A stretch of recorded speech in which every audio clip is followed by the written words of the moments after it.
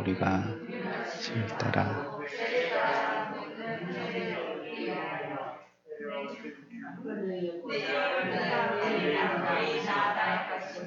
네, 아멘. 히브리서 네. 이제 얼굴 두꺼우신 분들은 살짝 보면서 끝까지 하시고 얼굴이 얇은 분들은 중간에 못 외운다는 게 들통이 나가지고 고개를 숙이면서 빨개집니다. 네. 우리 이 말씀 우리가 계속 지금 심야기도 시간에 같은 말씀으로 본문을 삼아가지고 보고 있는 말씀이니까요. 그리고 그렇게 긴 말씀도 아니고 외우는데 뭐 낱말이 너무 어려워가지고 낯선 그런 말씀도 아니니까 우리가 이 말씀 계속 외워보도록 합시다. 다음 주에 다시 한번 해봅시다. 우리 히브리서 4장 16절 말씀입니다. 우리 지금 보고 있는 말씀은요. 은혜 보좌라는 이러한 말씀 가지고 계속 생각을 하고 있어요. 은혜 보좌가 어떤 자리인지 이런 것들을 생각해 봤습니다. 우리가 지난주에 생각했을 때는 은혜 보좌라는 것을 생각할 때에 우리의 실수도 여기에서는 지나갈 수 있는 자리다라고 설명을 드렸어요. 그러니까 꼬치꼬치 다 그 하나도 빠짐없이 걸러내는 그런 자리가 있는가 하면 그렇지 않고요. 그거는 용서해 주려고 생각하는 자리도 있는 거예요. 우리가 법정에 쓴다면 여러분들 법정 가보셨어요? 우리가 사파동 살 때 아이들하고 같이 견학을 한번 가봤거든요. 그럴 일이 안 당해야 되는데요. 뭐 앞으로는 그런 일들이 없어야 되겠지만, 그러니까 이제 이전까지는 그런 법정에 갈 일이 잘 없으니까 또 뭐 걸어서 산보할 만한 거리니까요. 뭐 집에서 뭐 10분 이 정도만 걸어가면 바로 창원 저기 법원이 있잖아요. 그래서 우리가 한번 거기 가서 뭐 심각한 이런 그 공판할 때는 우리가 못 가고 그 간단한 거 같았어요. 간단한 거. 계속 그 사람들이 바뀌고 재판장은 그대로고 계속 이 그 원고들은 바뀌고 하는 그런 자리를 보니까 그렇게 뭐 심각한 자리 같지는 않았었어요. 예, 거기 한번 가본 적이 있었어요.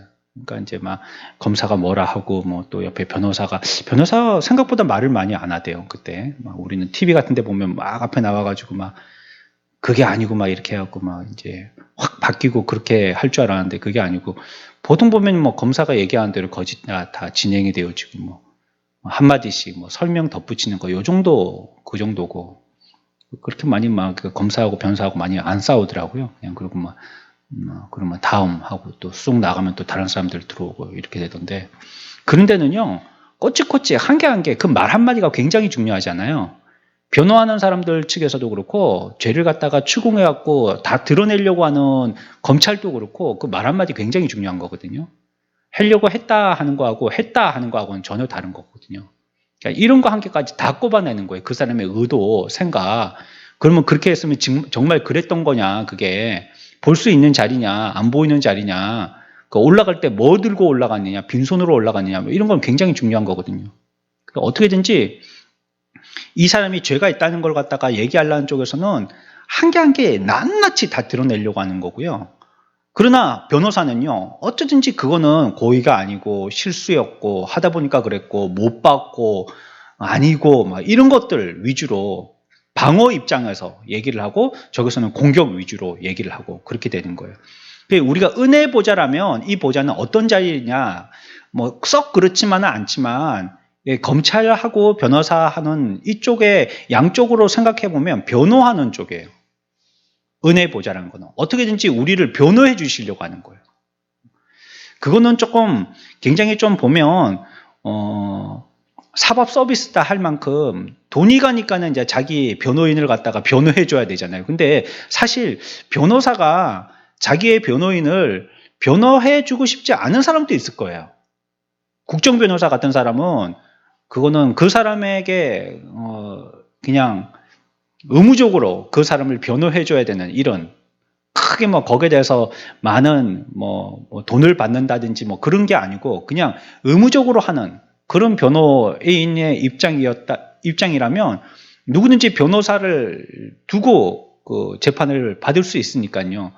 그런데 이제 그 사람이 막 뭐 시대의 살인마라든지 연쇄살인범이라든지 아주 추악한 범죄자라든지 겨우겨우 잡았던 아주 나쁜 놈이라든지 그럴 때는 그런 사람도 변호를 해주긴 해줘야 되거든요. 그러면 그 변호사가 그런 사람 변호할 때는 어떻겠어요, 기분이? 변호가 아니고 막 있는 죄 다 들추어가지고라도 더 형을 받고 하게 싶은데 뭐 자기 의뢰인이니까 어쩔 수 없잖아요. 그렇게 한단 말이에요. 세상은 어쩔 수 없이라도 그렇게 하는데 하나님은 우리의 변호사 은혜 보좌에서 계실 때는 우리에게 대해서 그렇게 보시지 않는 겁니다. 얼렁뚱땅 한다든지 뭐 대충 한다든지 그렇지 않고 어떻게든지 진심으로 우리를 위해 주시려고 하시는 거예요. 그래서 우리가 지난주에 생각했던 것처럼 우리의 실수한 것이 있더라도 이거 어떻게 해서든지 그것이 우리들에게 과오가 되어서 우리를 발목 잡지 아니하도록 자꾸 그렇게 만들어 주시는 거예요. 마귀는 뭐하냐? 율법의 말씀을 통해서 끊임없이 우리들을 갖다가 죄를 지적하고 고발 고소합니다. 네 이런 죄 졌지 저런 죄 졌지 계속 그렇게 하게 하는 거예요. 우리가 만약에 하나님의 은혜 보좌 앞에 나간다면 우리들이 여간 실수가 있어도 하나님이 그런 실수들을 갖다가 넘어가신다는 거예요. 지나가신다는 겁니다. 솔직히 해서 저나 여러분들이 지금 이 세상에 발붙이고 살고 있는 게 하나님이 우리의 죄를 넘겨주셨기 때문 아니에요? 이게 사실 검사처럼 하나하나 꼬치꼬치 다 고발당했으면요 여기 남아날 사람 아무도 없습니다. 확실합니다. 그거는 내 죄가 있는데 그 죄대로 하나님께서 일일이 안 갚음하셨으면요 여기 아무도 못 남아 있습니다. 진작에 지옥행이죠. 전부 다 형벌 받아가지고요 지옥도 뭐 보통 지옥이 아니고 뭐 아주 뭐 저 극악한 지옥에 떨어져야 되겠죠. 고생을 해야 되겠죠. 그러나 우리가 지금이라도 하나님 앞에 나와서 이와 같이 예배도 하고 찬양도 하고 뭐라고 얘기도 하고 교제하고 쓰는 것은 하나님이 이런 부분들에 대해서 그냥 간과하시는 겁니다. 모르는 척 해주시는 거죠. 우리의 인간적인 표현으로 쓴다면. 은혜라는 것은 덮어주시는 거라고 그랬잖아요. 이렇게 밥수건으로 덮듯이. 그게 없는 게 아니거든요. 덮어보면 그 밑에 있거든요. 그러나 덮어서 모르는 척 해주시는 거예요. 못 본 척하고 지나가 주시는 거예요. 이게 은혜 보좌의 의미죠. 우리의 죄가 있다 할지라도 그 죄에 대해서 못 본 척하고 지나가 주시는 것입니다. 우리는 흠이 있습니다. 얼룩도 있고요. 또 우리에게는 뭐 희미하게라도 여러 가지의 죄들이 이렇게 섞여 있어요. 하지만 우리가 이 문제가 있는 자라 할지라도 또 그러한 문제인 자로서 하나님 앞에 기도하는 자라 할지라도요. 우리가 나가는 그 자리는 율법의 자리가 아니라는 것이에요. 은혜의 자리라는 것입니다. 그게 얼마나 우리들에게 위로가 됩니까? 어떤 시험할 때 그 사람을 떨어뜨리려고 하는 자리에 내가 나가는 것과 어떻게든지 나를 갖다가 위해주고 지지해주려고 하는 사람들이 모여있는 자리에 나간다는 건요. 그 자리에 벌써 나가는 마음의 준비에서부터 영 다릅니다. 전혀 다르죠. 여러분들이 원고로 나가는 것과 피고로 나가는 것 전혀 다르잖아요. 그게. 어떻게든지 저놈은 죄를 뒤집어 써가지고 더 많이 형벌받게 하려고 하는 그런 사람들이 쫙 모여있는데 나가는 것과 전부 다 우리 편이에요. 내 편이에요. 나를 어떻게든지 위해 주려고 하는 그런 사람들이 모여있는 자리에 나간다는 것, 그거 나가는 것 자체가 벌써 마음이 다르잖아요. 그러니까 우리가 은혜 보좌로 나간다는 말은 그런 의미인 거예요. 우리를 지지해 주시고 나를 도와주시고 실수와 흠이 있고 또 얼룩이 있고 하지만 그걸 다 못 본 척 해주신다는 그런 자리로 나가는 것이 바로 은혜의 보좌의 겁니다. 그러니까 우리가 이 자리에 나와서 기도한다는 것은 그냥 우리가 소원하는 무엇인가를 하나님께 아뢰게 되어질 때에 그러면 하나님께 메뉴판 들이대듯이 하나님 요거 주세요. 그러면 하나님이 그래 잘 들어놨다가 내가 적당할 때 줄게 하고 그냥 어떤 서로 계약적인 관계의 그런 시간의 자리만이 아니라는 겁니다. 이 자리가. 우리가 이 자리에 나온 것 자체가요. 하나님 앞에 굉장한 은혜를 입고 있다는 뜻이라는 거예요. 기도하는 것 자체가요. 아니면 우리는 검사의 판결 받아야 된다 이 뜻이에요. 근데 우리가 나왔어요. 근데 나왔는데 너무나도 자연스럽게 하나님은 우리의 검사가 아니시고 우리의 변호사시라는 거예요. 하나님이. 딱 문 열고 들어가 봤더니 하나님이 검찰 측에 있으면 나는 그냥 망했는데 변호사 측에 탁 하나님이 앉아 계신 거. 나는 산 겁니다. 그거는. 너무 은혜가 감사한 것이죠. 그래서 이런 것들을 두고요. 하나님이 문제 삼지 않으시는 거예요. 그래서 우리가 또 기도하고 다음에 또 기도할 수 있는 겁니다. 기도할 때 말도 그래요. 우리 실수 말 많이 하잖아요. 말하다 보면 내가 그렇게 말하지 말아야지 하는 이런 말이 있다든지 그건 내가 말 안 해야 되는 거거든요. 근데 그런 말을 했다든지 말이에요. 또 우리의 어떤 성격 같은 거 이런 것들도 흠결이 분명히 있지만 하나님께 앞에 나갈 때는요, 이런 것이 크게 지장이 되지 않는다는 거예요. 공부 못한 것 그것도 지장되지 않고요. 돈 없는 것 그것도 지장되지 않습니다. 하나님 앞에 크게 이전에 잘못했던 것 그것도 지장되지 않습니다. 우리가 지난주에 여기까지 생각해봤고요. 이제 마무리가 좀 덜 돼서 조금 더 해보겠습니다. 그래서 우리가 하나님 앞에 나가서 기도할 때는요, 기도하는 그 자신의 죄들이요, 하나님의 보좌 앞에 나가서 하나님께 그 은혜의 하나님으로 인하여서 우리가 기도를 하게 되어질 때에 그 죄악이, 그리고 내 속에 있는 이 죄가가 그것을 막지를 못해요. 방해하지를 못하는 것입니다. 이전엔 그것이 방해가 되었죠. 왜냐하면 죄가 있으면 하나님 앞에 나올 수 없었거든요. 구약시대의 제사는 못 나갔잖아요. 그러니까 누가 다 해줬어요? 제사장들이 다 해줬거든요. 자기들은 죄가 있기 때문에 직접적으로 나가지를 못하는 거예요. 그러니까 가운데 중개 역할을 제사장들이 해줬단 말이에요. 근데 이제는 우리가 죄가 있는 채로도 하나님 앞에 나올 수 있게 된 거예요. 그분이 그 은혜로 우리를 다 입혀주셨거든요. 우리의 죄가 얼마나 하나님 앞에 나가는데 이게 적당하지 않은 것입니까? 우리들은 죄로 오염되어 있습니다. 하지만 우리가 이 은혜의 자리가 아니면 하나님을 대면하여서 살 수 있는 방법이 없기 때문에요. 하나님은 그걸 아시고 우리들에게 그 은혜의 자리로 이러함에도 불구하고 우리들을 받아주시는 거예요. 우리가 어디 살 길이 있습니까? 어디 살 방법이 있어요? 다른 방법이 없기 때문이에요. 그래서 이 자리에 그러한 모양으로 나왔다 할지라도 그 사람을 내치지 아니하시고 그 자리에서 그 기도를 들으시는 거예요. 우리 중에 스스로가 생각할 때 가장 극악한 죄인이라고 생각한다 할지라도 주님께 부르짖고요, 은혜의 보좌 앞에 나아가십시오. 우리의 죄가 아무리 크다 할지라도 그것 때문에 하나님 앞에 못 나간다는 것은 하나님의 은혜를 모르는 사람이기 때문에 이 말씀을 잘 기억해놔야 됩니다. 그런 말 많이 듣지 않지 않습니까? 나는 죄가 있어서 하나님 앞에 못 나간다고. 나는 이전에 어떤 죄를 저질러서, 그 사람이 혹시 교회 신앙생활을 하다가 죄를 지어서 그 사람이 새롭게 깨닫고 회개했다 할지라도요, 하나님 앞에 그렇게 자신 있게 잘 못 나오더라고요. 그게 너무 부끄러워가지고. 예전에 우리 김준영 장로님 한번 나와가지고 인도하실 때 고백하셨잖아요. 자기의 지난날의 신앙생활이 어떠했던 것을. 너무 부끄럽고 그것이 나로서는 그게 너무 진실되지 못한 것 같아서 하나님 앞에 죄송스럽다고 고백하셨잖아요. 그런 것. 우리 다 그런 거 갖고 있잖아요. 하나님 앞에. 그렇지만 그러니까 우리는 죄인이니까 못 나가 이러면요, 그거는 은혜 보좌를 모르는 사람이라는 거예요. 주님도 우리들에게 말씀하셨어요. 건강한 사람에게는 의사가 필요 없고 어떤 자에게 의사가 필요하더라고요? 병자에게 의사가 필요한 겁니다. 병원에 누가 갑니까? 어떤 사람은 자기 직업이기 때문에 의사가 간다는데 그거 말고, 의사는 거기 자기가 직업이라서 그래 이제 고치려고 가는 거고, 대부분은 거기에 누가 갑니까? 병자들이 가는 겁니다. 병자들이.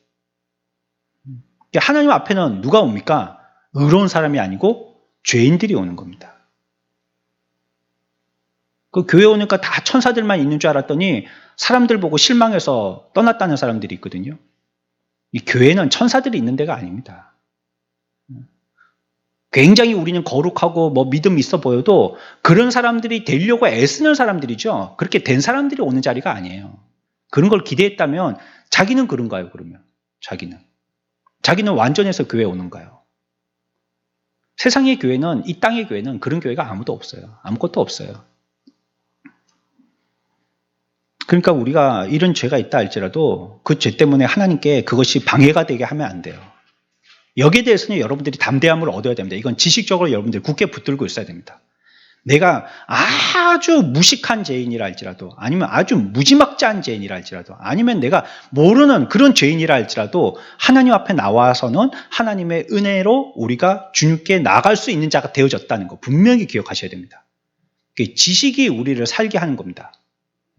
모르면 맴돕니다. 주변에서. 맴돌다가 다시 왔던 길로 돌아갑니다. 내가 저 문을 열고는 못 들어가지 싶어가지고 고개가 안 들어져가지고요, 문고리도 한번 못 잡아보고 그 앞에서 서성이다가 다시 돌아갑니다. 그러면 그 인생이 얼마나 그것이 억울한 일이에요. 기회를 놓쳐버린 것이잖아요. 우리가 기도 잘 못하는 사람, 또 말 잘 못하는 사람, 실수 있는 사람이라 할지라도 하나님으로부터 무시당할 일은 전혀 없습니다. 걱정하지 말고 하나님의 은혜의 보좌로 나오십시오. 그게 은혜의 보좌예요. 한 가지 더 생각해 본다면요. 우리가 은혜의 보좌로 나간다 한다면요. 그 자리는 어떤 자리냐? 우리의 소원이 하나님께서 이해해 주시는 자리예요. 우리의 소원을. 앞에서 우리가 생각했던 것은요. 이 은혜의 보좌라는 것은 우리의 실수도 다 덮어지는 자리라고 말씀드렸어요. 그리고 이제는 우리가 소원했던 것들이 하나님이 다 이해해 주시는 자리라는 거예요. 이 은혜의 보좌라는 것이. 우리가 기도할 때 내가 지금 어떻게 기도해야 될지 잘 모르는 사람들이 있습니다. 내가 어떻게 해야지 바른 기도일까를 잘 모를 때가 있잖아요. 하나님께 이렇게 기도해 달라고 해야 될지, 저렇게 기도해 달라고, 합격하게 해달라고 기도해야 될지, 이게 떨어지게 해달라고 기도해야 될지, 이거 그곳에 가게 해달라고 기도해야 할지, 그거 가지 말게 해달라고 기도해야 할지, 이 잘 모를 때가 있거든요, 우리가.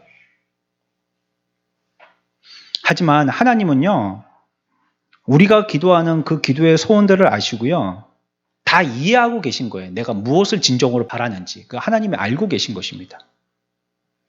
내가 어떤 소원을 가지고 하나님 앞에 나와서 기도하고 있는지 그거 하나님이 아시는 거예요. 내가 하나님 앞에 부르짖어서 기도한다면 그 부르짖음이 어떤 의미인지 하나님이 아시는 거예요. 어떤 때는 기도에 단어가 나오지가 않을 때가 있잖아요. 2시간 내내 기도하는데요. 눈물 콧물뿐이 안 나올 때가 있잖아요. 그때는 주변에 사람들도 좀 없었으면 싶고 혼자서 눈물 콧물 다 쏟아내는데 이런 손수건 가지고는 감당이 안 될 때가 있잖아요. 큰 타올이라도 한 장 있으면 좋겠다 싶을 때 옆에 두루마리 화장지 그거 한 통 다 쓰고 몇 시간을 갖다가 하는데 이게 내가 지금 뭘 기도하고 있는지 그냥 가슴이 찢어지고 하늘이 무너지는 것 같은데 내가 뭘 기도하고 있는지 너무 고통스럽고 힘든데 이거 왜 이렇게 나에게는 아픈 것인지 그냥 별 단어가 떠오르지가 않아요. 그냥 하늘이 무너지는 것처럼 엉엉 소리 내서 그냥 그런 것뿐이 안 나오는 거예요.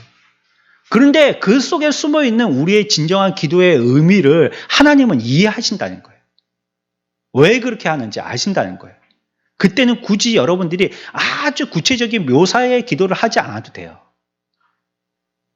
그래서 하나님 내가 얼마께 해갖고 그거 안 하셔도 된단 말이에요.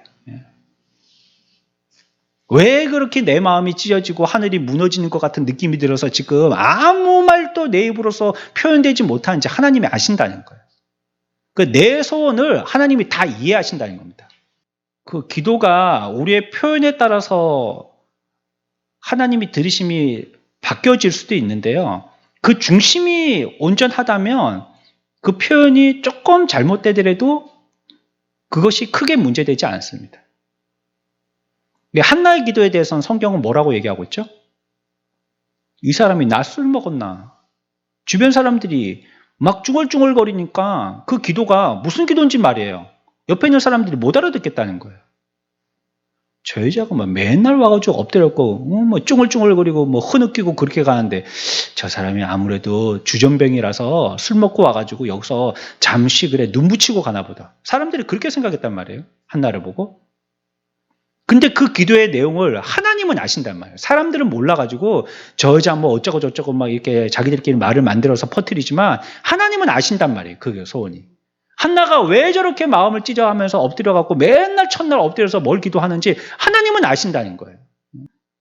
하나님은요 그런 탄식 소리를 다 파악하십니다.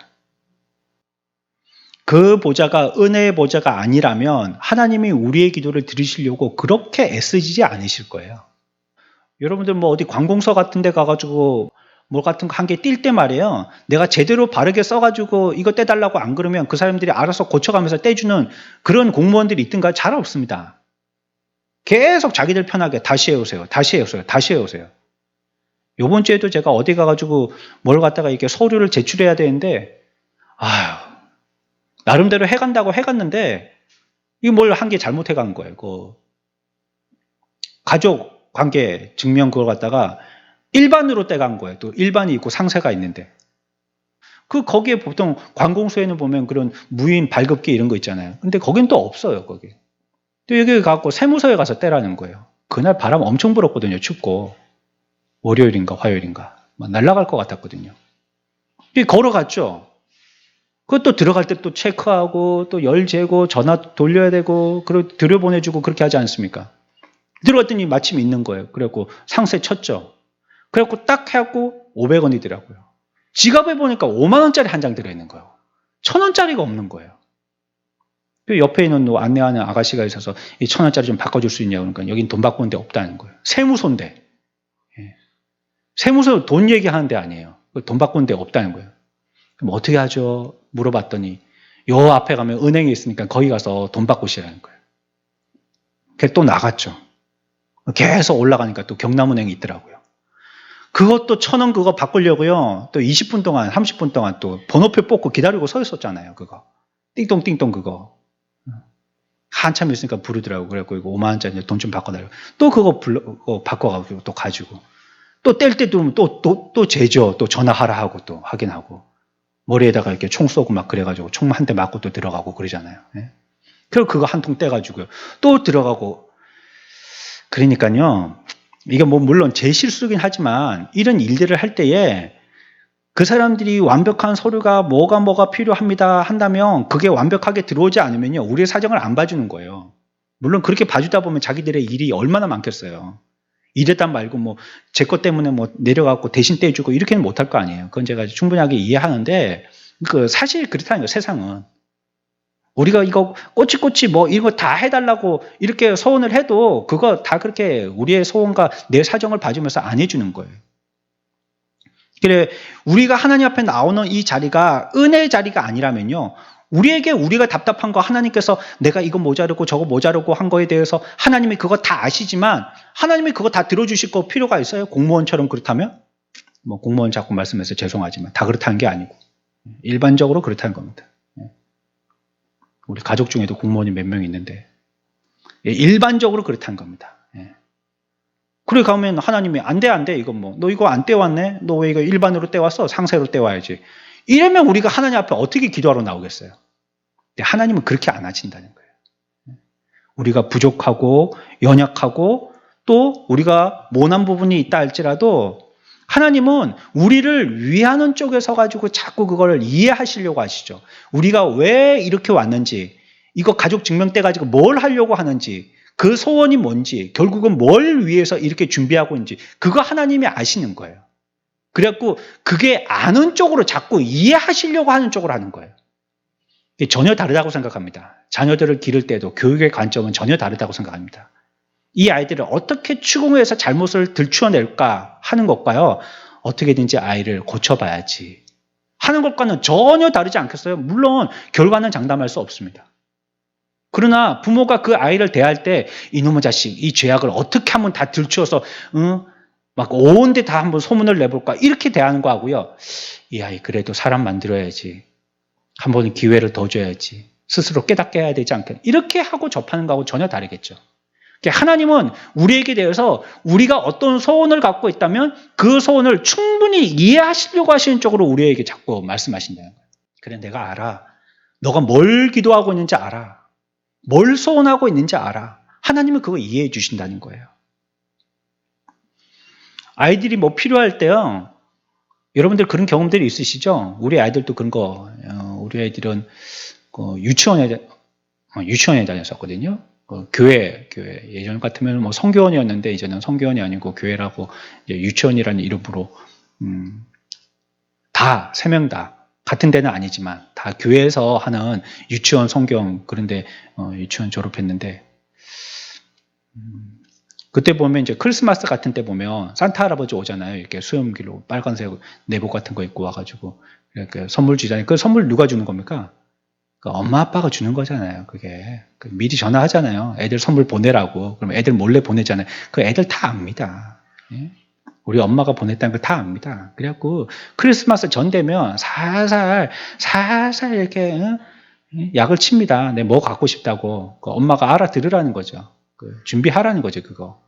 그러면 그 뭐 뻔하죠. 뭐 그러면 그거 사놔야죠. 그러면 아이들도 이제 그거 이제 내년을 생각해서 그 리액션 해줘야 되거든요. 좋아해줘야 되거든요. 애들이 받았을 때. 그래서 엄마가 다음에 또 사줄 거 아니에요. 애들 꽤가 많아요. 그래가지고 그래서 막 좋아합니다. 그러면 거기서 이제 그 폴라로이드 사진 딱 찍으면 그거 한 장 딱 받아가지고 집에 갖고 가면 되잖아요. 그 엄마가 이 아이가 성탄절에 이 크리스마스 때 뭘 좋아할지 뭐 그렇게 직접적으로 얘기하기도 하지만 그 소원하고 있다면요. 그 엄마 아빠가 다 알잖아요.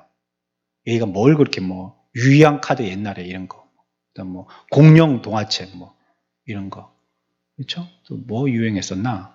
뭐 무슨 딱지, 고무 딱지 같은 거 이런 거, 뭐 로봇 뭐 이런 거, 뭐 동화책 뭐 이런 거, 책은 별로 안 좋아했던 것 같고, 뭐 하여튼 그런 거 좋아하지 않습니까? 그런 거 딱 보면, 야, 이거 자꾸 관심 있고, 이거 자꾸 기웃기웃거리고, 이마트 가면 거기에 딱 서가지고 그것만 보고 있던데, 저게 갖고 싶은가 보다. 엄마가 빨리 집에 가자 하지만 그거 한번 보고 가잖아요. 얘가 뭘 봤는가 보고 가잖아요. 하나님도 그러신 겁니다. 우리에게 대해서. 우리가 어떤 소원을 갖고 계신지 하나님이 아신 겁니다. 하나님은요, 우리가 모르기 때문에 우리 보고 기도하라는 거 아니라고 말씀드렸잖아요. 다 알고 계셔요. 근데 하나님과 우리와 교제하기 위하심입니다. 하나님이 우리를 사랑하시고 또 우리는 하나님의 사랑으로 통하여서 얻게 되어지는 것을 가지고 하나님께 영광 돌리고 감사하고 이런 관계를 만들고자 하나님이 우리들에게 기도하라고 말씀하시는 거예요.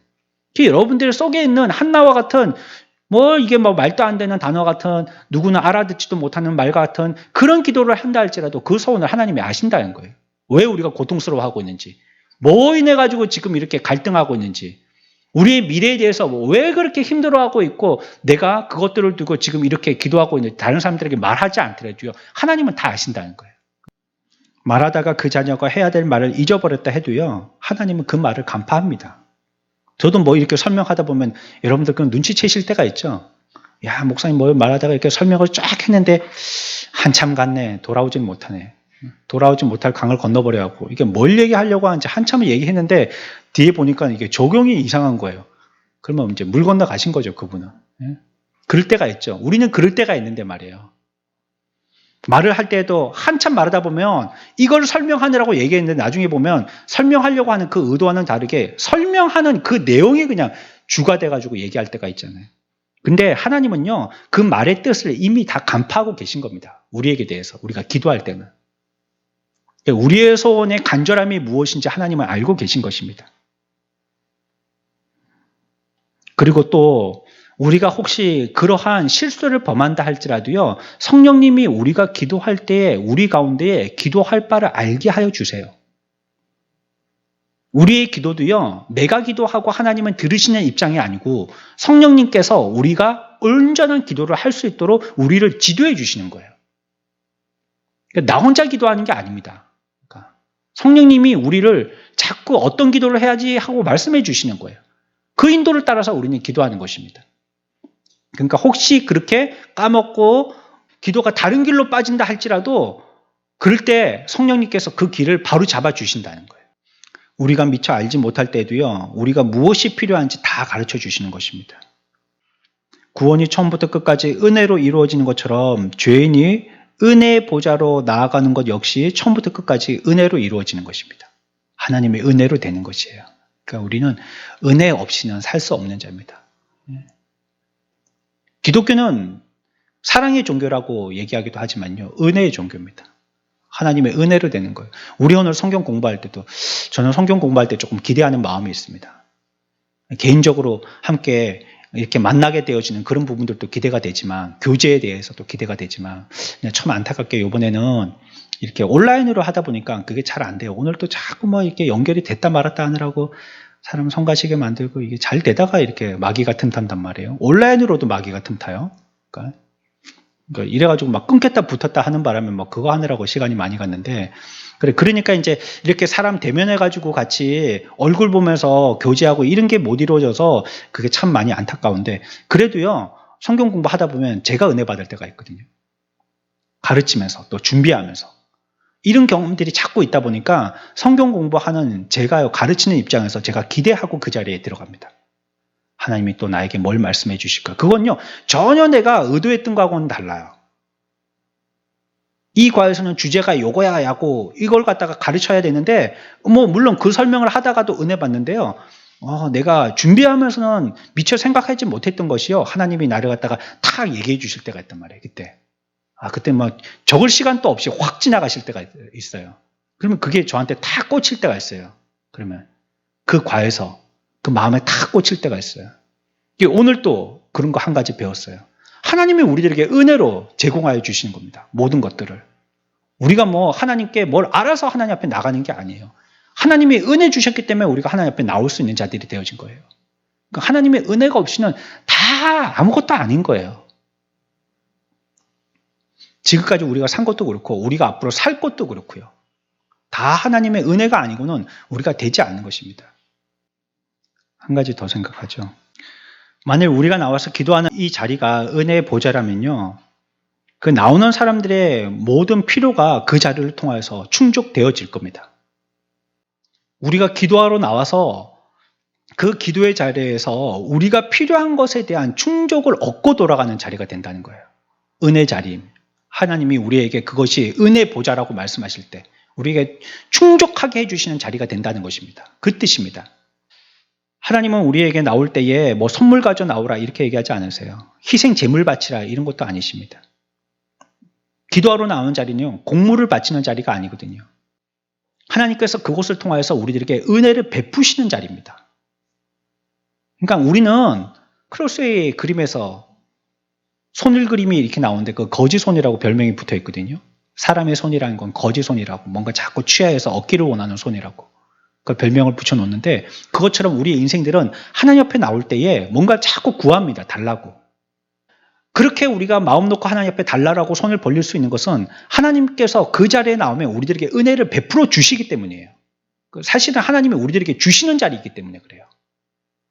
우리가 나가서 뭘 달라고 얘기하지 않더라도요. 하나님은 우리들에게 주시려고 하시는 자리예요. 그 자리가. 어떻게든지 주시려고 뭔가 우리를 채워주시려고 하시는 자리인 거예요. 그래서 우리가 가난하면요. 자격 조건에 미달됐다라고 못 나갈 일이 없는 거예요. 가난한 대로 나가는 거예요. 우리는 아담의 타락으로 또 우리에게 있는 본질처럼 우리는 거지처럼 무가치한 존재가 됐거든요. 그러나 우리는 하나님 앞에 그대로 나가면 되는 겁니다. 그런 자가 됐다 할지라도요. 이 자리는 뭐 어미의 보좌의 자리가 아니고요. 은혜 자리라고 다시 한번 말씀드립니다. 하나님의 선함이 흘러나오는 자리고 은혜가 쏟아져 나오는 자리인 것입니다. 그렇다면 우리는 이 자리에 나와서요. 포도주와 젖을 사라라고 말씀하시듯이 우리들도 공짜로 가서 포도주와 젖을 얻어가면 되는 것입니다. 기도하는 모든 사람들이요. 그곳이 은혜의 자리이기 때문에요.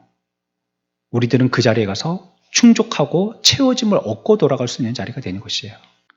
우리에게는 여러 가지 결함이 있지만 또 우리에게는 부족한 것들이 많지만요. 우리에게 소망이 있는 것은요. 그 자리를 통해서 우리가 계속적으로 얻어갈 수 있는 자리이기 때문이에요. 우리가 지식적으로 결함이 있는 것도 하나님 앞에 인정해야 되고요. 그렇지만 그 자리가 은혜의 자리이기 때문에요. 우리 하나님 아버지께서는 필요를 갖고 있는 우리의 자신에 대해서 다 알고 계셔요. 무엇이 필요한지 다 알고 계신다는 거예요. 믿음이 부족해도 괜찮아요. 그대로 나가면 되는 것입니다. 아무리 우리가 연약한 믿음을 갖고 있다 해도 그거 거부하지 아니하십니다.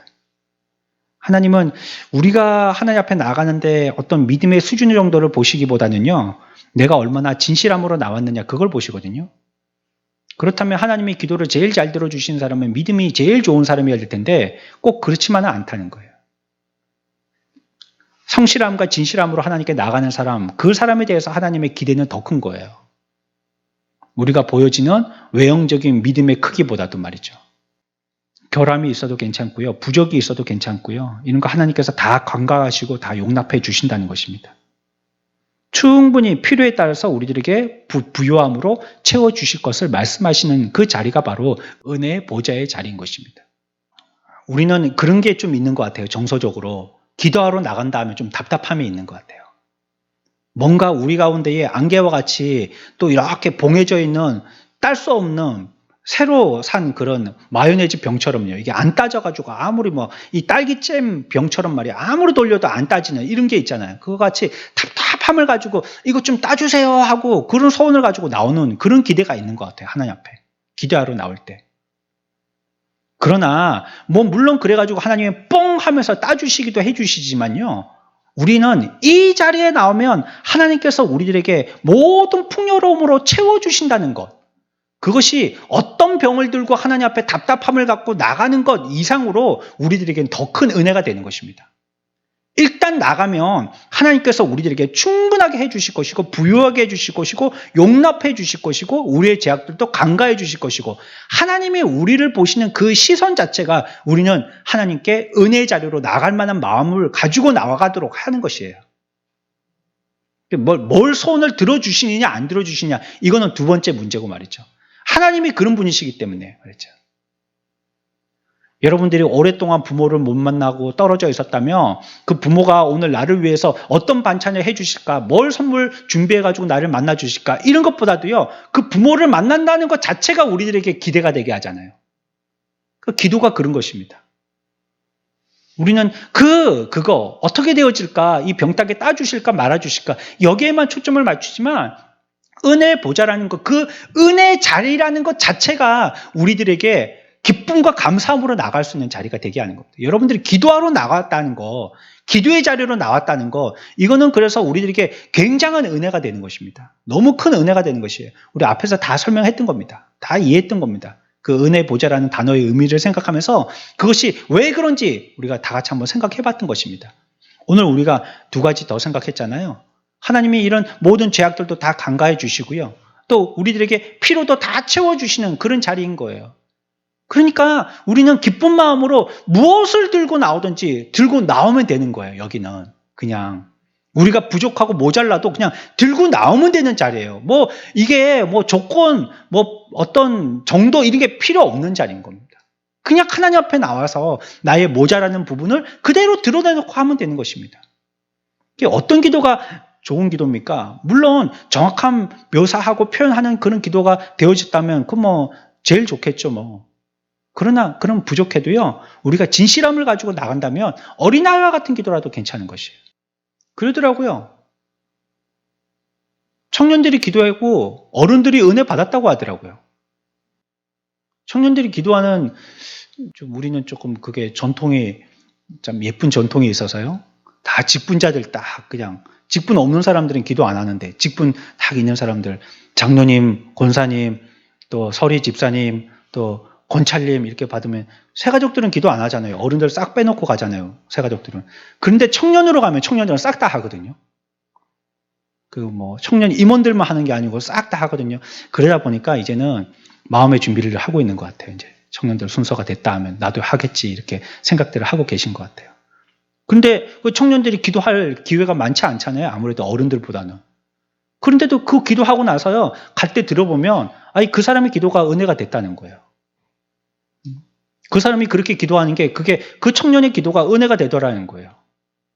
그런 마음이 있었구나. 그런 거 소원을 가지고 기도를 하는 걸 들어보니까 내가 은혜가 되더라. 그런 말들을 하더라는 거예요.